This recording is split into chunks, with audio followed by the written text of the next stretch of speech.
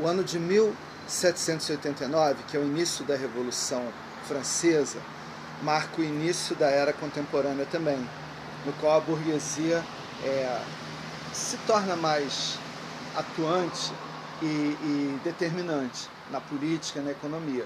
A gente vai ter a democracia contemporânea e vai ter o capitalismo industrial e financeiro também a partir do final do século XVIII. Esse é o período também em que acontece o romantismo. Ele vai ser muito influenciado por isso, pelos filósofos iluministas, pelo neoclassicismo que está acontecendo ali no século XVIII e que vai ser uma ponte para o romantismo. O final e alguns momentos do final do arcadismo são pré-românticos. E você tem a Revolução Francesa, depois de Napoleão. Napoleão, ele era um caporal, que é uma patente baixa do exército. Ele era um cara de origem humilde, mas ele conseguiu se revelar um líder e foi convencendo as pessoas da proposta dele. Ele queria que a França dominasse toda a Europa Ocidental e começou a invadir os países. Quem estava colocando uma forte resistência a Napoleão era a Inglaterra, com a sua marinha. Então Napoleão fez um cerco continental. Ele proibiu os outros países de venderem alimentos e suprimentos e mercadorias para a Inglaterra. Mas Portugal, que era muito dependente economicamente da Inglaterra, porque a Inglaterra tinha se industrializado e Portugal não tinha se industrializado bem, estava um pouco industrializado. Então, mesmo com as riquezas das navegações, Portugal foi ficando dependente por causa de não ter entrado com força na industrialização. E ele era aliado da Inglaterra. E ele continuou vendendo mercadorias. Se ele conseguisse cercar a Inglaterra, talvez ele tivesse ganho a guerra. Então, o Dom João VI, ele foi determinante para a derrota de Napoleão, porque Napoleão resolveu invadir Portugal para que Portugal fosse dominado e não mais vendesse produtos para a Inglaterra. Mas Dom João fez uma estratégia genial. Ele pegou a corte, quer dizer, os nobres, os funcionários do palácio, da corte dele, pegou a Casa da Moeda, a imprensa nacional, obras de arte importantes, a biblioteca, tudo, colocou em navios e veio para o Rio de Janeiro. Portugal era um reino que recobriu o mundo todo. O sol nunca se punha sobre Portugal também nessa época, porque tinha na América o Brasil, na Europa Portugal, na África Angola, Moçambique e mais alguns lugares lá, tinha na Índia, Goa, tinha Macau na China, tinha um lugar lá na Oceania também. E era tudo dele, então era tudo de Portugal, então a capital podia ser em qualquer lugar. E aí eles trouxeram a capital para o Rio.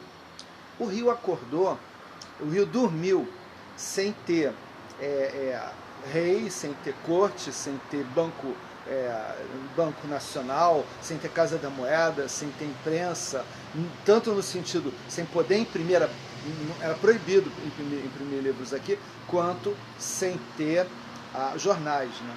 E sem ter artistas, cientistas. No dia seguinte acorda tendo tudo isso. Foi em 1808 a vinda da família real para o Brasil. E isso foi determinante. A partir daí o Brasil se tornou um império, deixou de ser uma colônia, né? E o Brasil, ele vai começar cada vez mais, a partir do Rio de Janeiro, onde chegou a família real e onde vieram tantos portugueses, tantos nobres, e tanta informação chegou e tanta coisa chegou, começa a se criar uma consciência nacional. Nós podemos ser o nosso império, não ser o império deles, entendeu? E quando Dom João volta, e ele deixa o filho dele, o Dom Pedro, no Brasil é Dom Pedro I, em Portugal é Dom Pedro, outro número lá. Ele já manda o filho dele fazer independência. Porque estava vendo, ele fala: Pedro, se o Brasil se libertar, antes seja para ti que me há de respeitar, do que para algum desses aventureiros. Esses aventureiros eram os brasileiros que em vários lugares houve muitas tentativas de independência do Brasil e de proclamação da República. Então, era até para evitar a República também, para continuar tendo uma ascensão política sobre o Brasil, né? Se a mesma dinastia que dominava a Europa inteira dominar o Brasil também, dinastia real. Mesmo assim, houve um entreveiro entre ele e o pai, e o pai acaba mandando ele voltar, depois ele se recusa a voltar e proclama a independência. 1822, todo mundo sabe disso. Ano que vem vai fazer 200 anos. 100 anos teve a Semana de Arte Moderna, a primeira transmissão de rádio no Brasil, aqui no Rio de Janeiro, no Corcovado. E ano que vem vai ser 100 anos da primeira transmissão de rádio, 100 anos da Semana de Arte Moderna e 200 da independência do Brasil. O Brasil independente, ele criou um fenômeno que até nos prejudica a longo prazo, que é a lusofobia, que é tentar desmoralizar o português. Eu falo isso toda hora. Um banquinho tem 3 pernas. Você quebra uma, o banquinho não para de pé. O Brasil tem 3 pernas: negro, branco e índio, entendeu? Então, a gente tem que estudar, valorizar, assim, cultivar as nossas origens lusitanas, africanas e indígenas, né? E aí, esse anti-lusitanismo vai acabar se encontrando, e essa afirmação de nacionalidade de um país agora independente vai acabar se encontrando com um movimento cultural que está acontecendo. Eu já contei na aula anterior, em 1774, o Goethe, na Alemanha, lança o Werther, que vai inaugurar uma estética romântica, que é uma estética mais burguesa do romance, e depois de outras obras. Eles faziam só romance, outros gêneros, muita poesia, teatro romântico e tal. E ele vai, havia contos também, e ele vai, esse romantismo ele vai se focar nos sentimentos do indivíduo, nas questões do indivíduo, porque é uma visão burguesa, que é individualista, entendeu?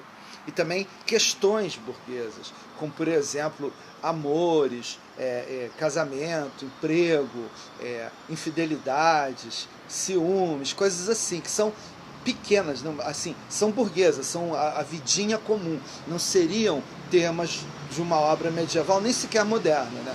Mas o romantismo encontra isso. Já tinha sido preparado um pouco pelo arcadismo, que já colocava o valor dessa vida burguesa, e, por exemplo, os poemas do Dirceu para Marília, né? Ele fala as posses que ele tem, as qualidades que ele tem para ser um bom marido e tal. E o romantismo vai, então, ser essa afirmação do indivíduo e da nacionalidade. O que tudo isso tem muito que a ver com a questão da independência. Mesmo assim, demorou bastante, né? A primeira obra, assim, declaradamente romântica, publicada no Brasil, foi em 1836, Suspiros Poéticos e Saudades, de Gonçalves Magalhães, que foi um precursor até no trabalho dele assim, de divulgação do romantismo aqui, né? Ele tinha a revista Niterói também, que trazia a nova estética e a nova visão nacionalista e tal. E ele não é um grande poeta, mas esse livro é uma marca. E aí, 1836, o início do romantismo no Brasil. E existem várias divisões da poesia romântica. Tem 4, 5, 6 e 7 gerações. Mas a mais comum e até a mais fácil de trabalhar, ela generaliza mais, porque quando você divide muito, você pega às vezes só um autor numa fase. E aí você pega 3 gerações, que são 3 fases que abarcam bem quase todos os autores. Que a primeira fase foi assim, a primeira geração, né, a geração de 40, de 36 a 40 e tanto, que é a geração mais nacionalista.